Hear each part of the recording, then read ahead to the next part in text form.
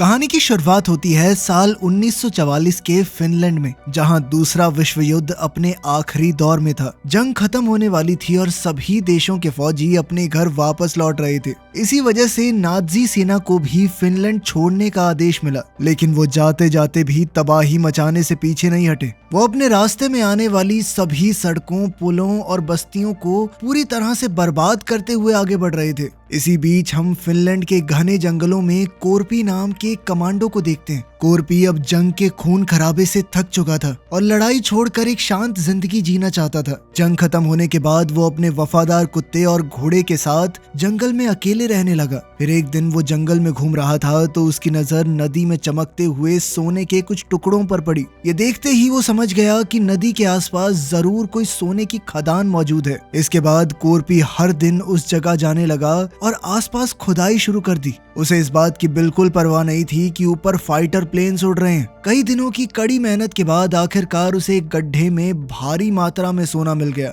सोना देखते ही कोरपी की आंखों में खुशी के आंसू आ गए, क्योंकि वो जानता था कि अब उसकी जिंदगी पूरी तरह बदल सकती है। उसने इस सोने को अपने टेंट में छुपा दिया और पूरी रात जाग कर उसकी रखवाली करता रहा, क्योंकि उसे डर था कि कहीं कोई आकर उसका सोना न चुरा ले। अगली सुबह कोरपी ने सारा सोना एक बैग में भरा और अपने घोड़े पर सवार होकर वहां से निकल पड़ा। साथ ही उसका वफादार कुत्ता भी उसके पीछे पीछे चलने लगा। कुछ घंटों के सफर के बाद उसकी मुलाकात नाजी सेना के जनरल ब्रूनो से हुई, जो अपने सैनिकों के साथ आगे बढ़ रहा था। ब्रूनो के पास एक खतरनाक टैंक था और उनके साथ फिनलैंड की कई औरतें भी थी, जिन्हें नाजी सैनिक जबरदस्ती अपने साथ ले जा रहे थे। असल में ये सैनिक अपने जिस्म की भूख मिटाने के लिए उन औरतों का गलत फायदा उठाते थे। इसी दौरान हम वुल्फ नाम के एक नाजी सैनिक को देखते हैं, जो एक औरत के साथ जबरदस्ती कर रहा था। कोरपी ने ये सब अपनी आंखों से देखा, लेकिन वो किसी मुसीबत में नहीं फंसना चाहता था, तो वो ब्रूनो और उसके साथियों को अनदेखा करके आगे बढ़ने लगा। कुछ ही पलों में वुल्फ ने कोरपी को मारने के लिए अपनी बंदूक उठाई, मगर ब्रूनो ने उसे रोक दिया। उसके मुताबिक ये बूढ़ा आदमी वैसे ही अपनी मौत के बहुत करीब है। थोड़ी दूर जाने के बाद कोरपी को रास्ते में कई लाशें दिखाई दी। इन सब के कातिल नाजी सैनिक ही थे, लेकिन कोरपी को इनसे कोई फर्क नहीं पड़ा, क्योंकि युद्ध के दौरान उसने भी कई लोगों को इसी तरह बेरहमी से मारा था। अब आगे बढ़ने पर कोरपी को एक ट्रक दिखाई दिया जिसमें 4 नाजी सैनिक मौजूद थे।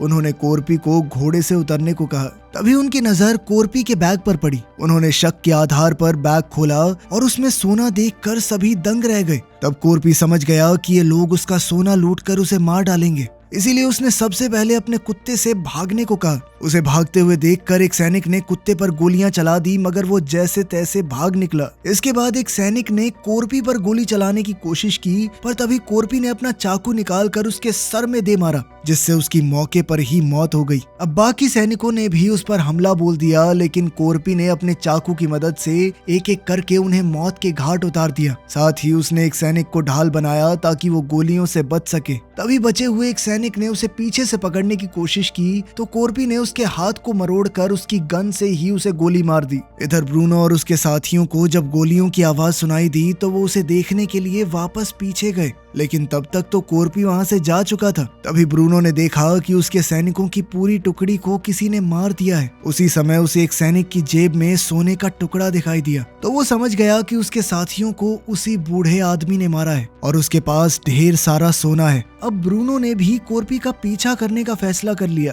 थोड़ी देर बाद उसे रास्ते में कोरपी दिखाई दिया और वो तुरंत अपने टैंक से कोरपी पर गोलियां चलाने लगा। ये देखकर कोरपी ने भी अपने घोड़े की रफ्तार बढ़ा दी और जल्दी से वहां से निकलने लगा। इसी चक्कर में कोरपी एक माइन फील्ड में जा पहुंचा, जहां नाजी सैनिकों ने ढेर सारी माइन बिछाई हुई थी। उसी पल ब्रूनो ने अपने साथियों को शूट करने से मना कर दिया और हंसते हुए कहा कि ये बूढ़ा आदमी कुछ ही पलों में खुद ही ब्लास्ट हो जाएगा। तभी अचानक कोरपी के घोड़े ने एक माइन पर पैर रख दिया, जिससे वहां पर जबरदस्त धमाका हो गया और कोरपी बुरी तरह घायल हो गया। इस धमाके में उसके घोड़े ने अपनी जान गंवा दी। फिर ब्रूनो ने वहां आकर देखा कि कोरपी अपना सोना उठाकर बैग में रख रहा था, लेकिन वो वहीं रुक गया और कोरपी को देखता रहा। सच तो ये था कि वो सोना उठाने के लिए माइनफील्ड में जाने का खतरा मोल नहीं लेना चाहता था, इसीलिए वो कोरपी के मरने का इंतजार करने लगा। अब जैसे ही कोरपी ने सोना उठाया तो ब्रूनो ने अपने सैनिकों को कोरपी को मारने का आदेश दे दिया, लेकिन कोरपी भी कोई ऐरा गैरा फौजी नहीं था। उसने सोने के साथ एक पत्थर उठाया और सीधा एक माइन पर निशाना लगाया,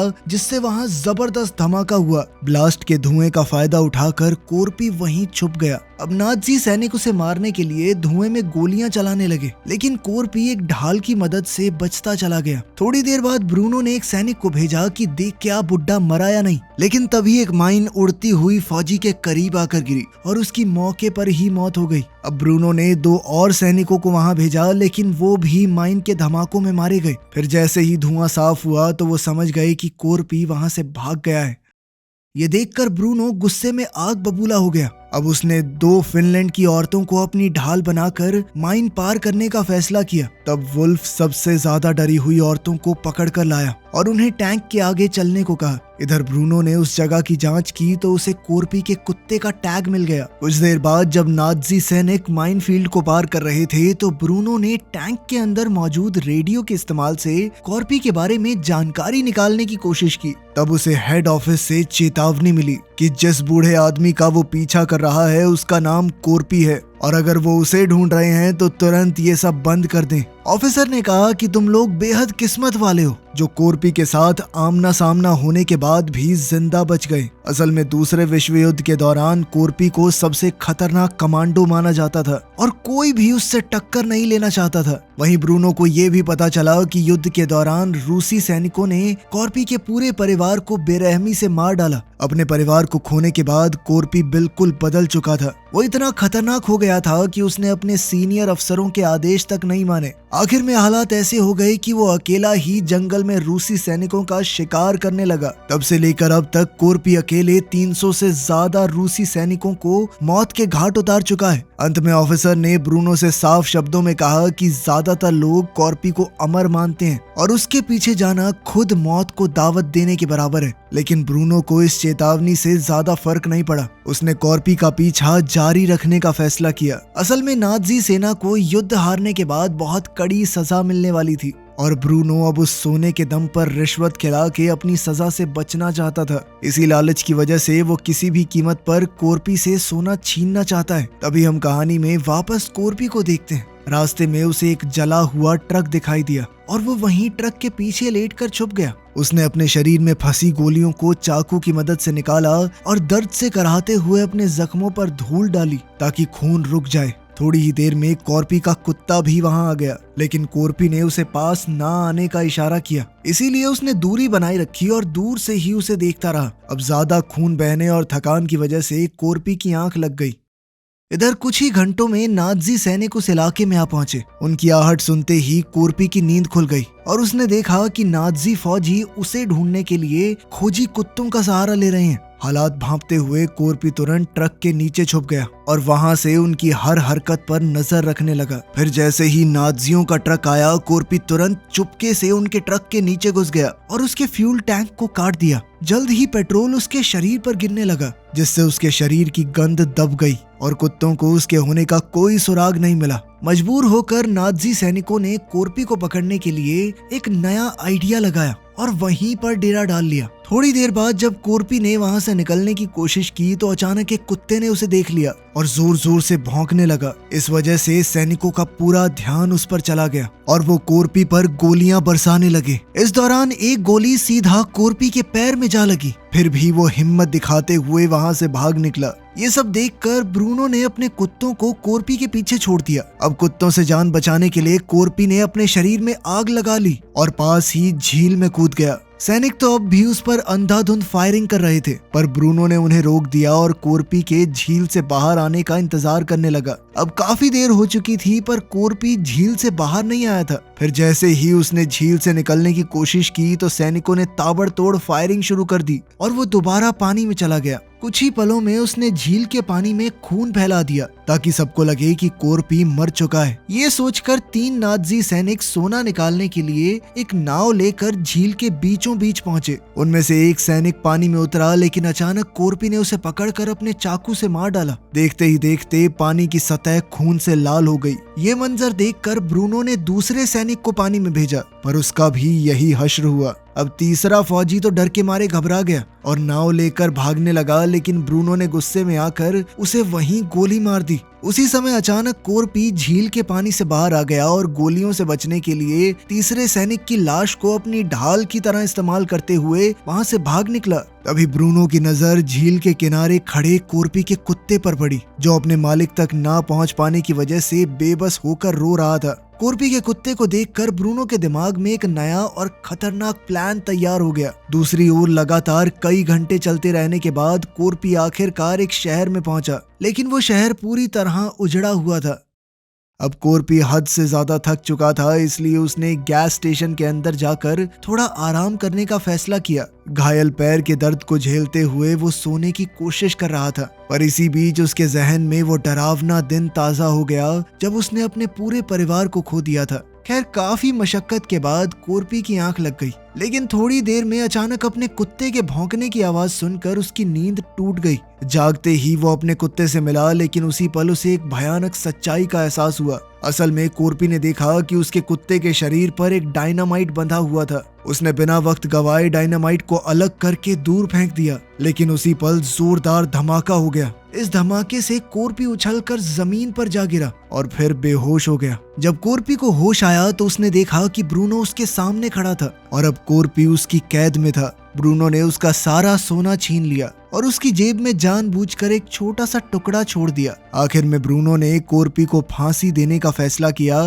लेकिन कोरपी अभी भी मरा नहीं था। असल में उसने फांसी से बचने के लिए अपना पैर लकड़ी में लगी हुई एक कील के सहारे टिका लिया था। इसके बाद कोरपी ने अपने दूसरे पैर को भी धीरे धीरे लकड़ी पर टिकाया। उसे दर्द बहुत हो रहा था, लेकिन इस तरह उसने मौत के फंदे से खुद को बचा लिया। वहीं उसका वफादार कुत्ता उसके पास ही बैठा रहा और चुपचाप अपने मालिक के नीचे उतरने का इंतजार करने लगा। इसी तरह पूरी रात गुजर गई। सुबह होते ही एक प्लेन वहां पर लैंड हुआ। प्लेन की तेज हवा से कोरपी की गर्दन पर बंधी हुई रस्सी टूट गई और वो नीचे जमीन पर जा गिरा। थोड़ी देर बाद प्लेन से 2 पायलट बाहर निकले और फ्यूल की तलाश करने लगे। तभी उनकी नजर कोरपी और उसके कुत्ते पर पड़ गई। एक पायलट ने अपने साथी को उन दोनों को गोली मारने को कहा, लेकिन दूसरा पायलट डर के मारे हिचकिचाने लगा। इसी मौके का फायदा उठाकर कोरपी ने अचानक पायलट के पैरों पर वार कर दिया। पायलट बैलेंस बिगड़ने से नीचे गिर गया और उसका सर एक पत्थर पर जोर से टकरा गया, जिससे वो वहीं बेहोश हो गया। अभी दूसरा पायलट आगे बढ़ रहा था, लेकिन कोरपी ने फुर्ती से एक ईंट उठाकर उस पर हमला बोल दिया। इस वक्त कोरपी को लगा कि अब शायद वो अपना खोया हुआ सोना कभी वापस हासिल नहीं कर पाएगा और उसने ब्रूनो का दिया हुआ सोने का टुकड़ा भी वहीं जमीन में दफना दिया। लेकिन तभी उसकी नजर बेहोश पड़े दूसरे पायलट पर गई, क्योंकि वो अभी भी जिंदा था। यहीं से उसके दिमाग में एक नया प्लान बना। उसने इसी पायलट के प्लेन के सहारे ब्रूनो तक पहुंचने का फैसला किया ताकि वो अपना सोना वापस पा सके। लेकिन आगे बढ़ने से पहले कोरपी ने अपने पैर में धसे हुए मेटल के टुकड़े निकाले और दर्द की परवाह किए बिना घाव को आग से जलाकर एक तार की मदद से कसकर बांध दिया। ये सब देखकर वो पायलट तो डर के मारे पूरी तरह सहम गया। इसके बाद कोरपी ने अपने वफादार कुत्ते को वहीं छोड़ दिया और अकेले ही प्लेन में बैठकर ब्रूनो की तलाश में निकल पड़ा।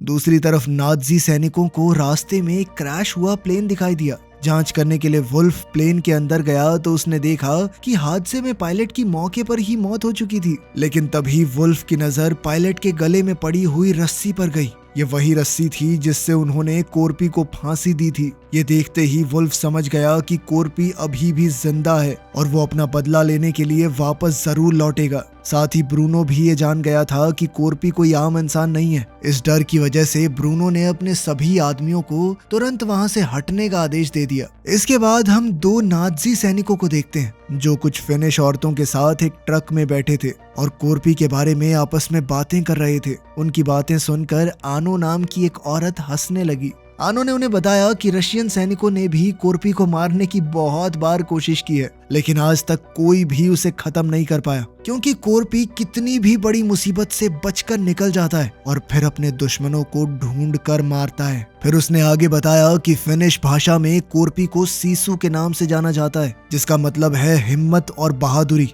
और अब वही सीसू उन सब का अंत करेगा। ये कहते हुए उसके चेहरे पर एक अजीब सी खुशी नजर आ रही थी। तभी अचानक कोरपी ने एक सैनिक पर हमला कर दिया और उसे मारकर ट्रक से नीचे फेंक दिया। जब दूसरा सैनिक बाहर झांकने आया तो कोरपी ने उसे भी पकड़कर नीचे घसीट लिया, जिससे वो टैंक के नीचे आकर कीड़े की तरह कुचला गया। इधर आनो ने मरे हुए सैनिक का हथियार उठाने की कोशिश की, लेकिन तभी कोरपी ट्रक के अंदर आ गया। वहाँ अपने देश की औरतों को देखकर वो समझ गया कि नाज़ियों ने उन्हें जबरदस्ती कैद करके रखा हुआ है और वो सभी बेगुनाह हैं। इसलिए कोरपी ने उन्हें हथियार सौंप दिए। इसके बाद वो ट्रक की छत पर चढ़ गया और ड्राइवर को मारकर नीचे फेंक दिया। अब उसने आनो से ट्रक चलाने को कहा ताकि वो उसकी मदद कर सके। इसके बाद आनो ट्रक को टैंक के करीब ले जा रही थी, लेकिन टैंक में मौजूद लोगों को शक हो गया। इसीलिए सभी औरतों ने मरे हुए सैनिकों की बॉडी का इस्तेमाल किया ताकि किसी को भी सच्चाई का पता न लग जाए। इसके बाद आनो अपना ट्रक दूसरे ट्रक के पास ले गई।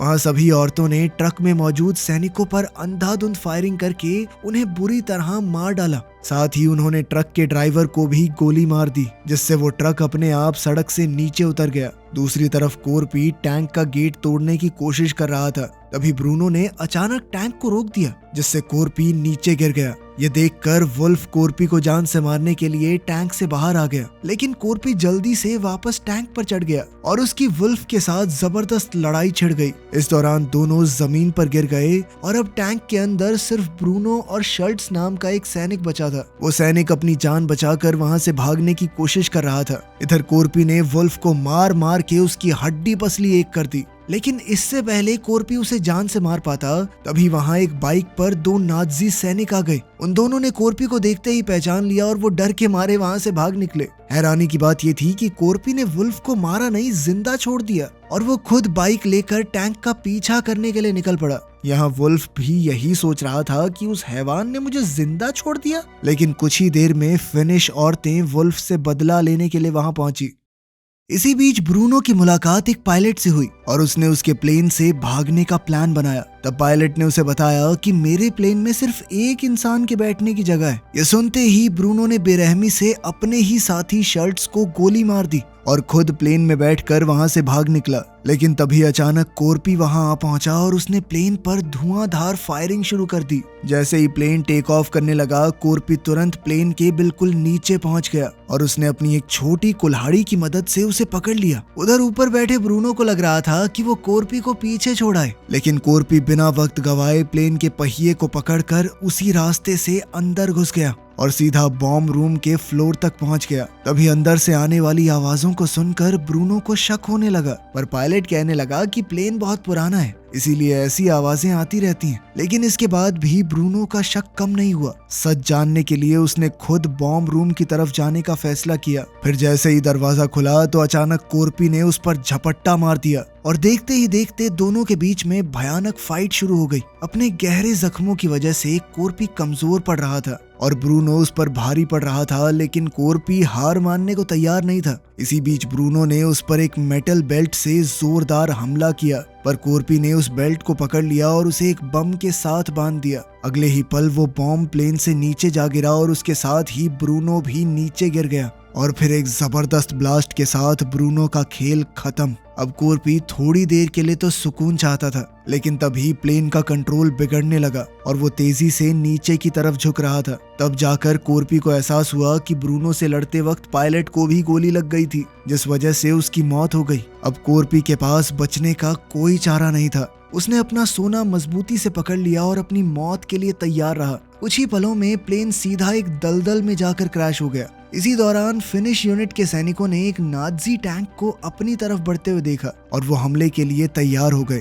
लेकिन थोड़ी देर में उन्होंने देखा कि टैंक के अंदर तो फिनिश औरतें हैं जो नाज़ी सैनिक वुल्फ को टैंक के ऊपर बांध कर ला रही हैं। दूसरी तरफ हमने देखा कि कोरपी की जान तो बच गई, लेकिन वो दलदल में बुरी तरह फंस चुका था। अब वो अपनी उस छोटी कुल्हाड़ी की मदद से किसी तरह बाहर निकल आया। कुछ दिन बाद हम देखते हैं कि वो अपने वफादार कुत्ते के साथ हेलसिंकी बैंक में जा पहुंचा। कोरपी को देखकर बैंक के अंदर के लोग काफी घबरा गए, लेकिन कोरपी ने किसी पर ध्यान नहीं दिया। वो सीधा काउंटर पर गया और सोने के एक टुकड़े को डेस्क पर रख दिया और दमदार आवाज में पूछा कि इसके कितने पैसे मिलेंगे। वीडियो पसंद आई तो लाइक कर देना, चैनल को सब्सक्राइब कर लेना। मिलते हैं अगली वीडियो में।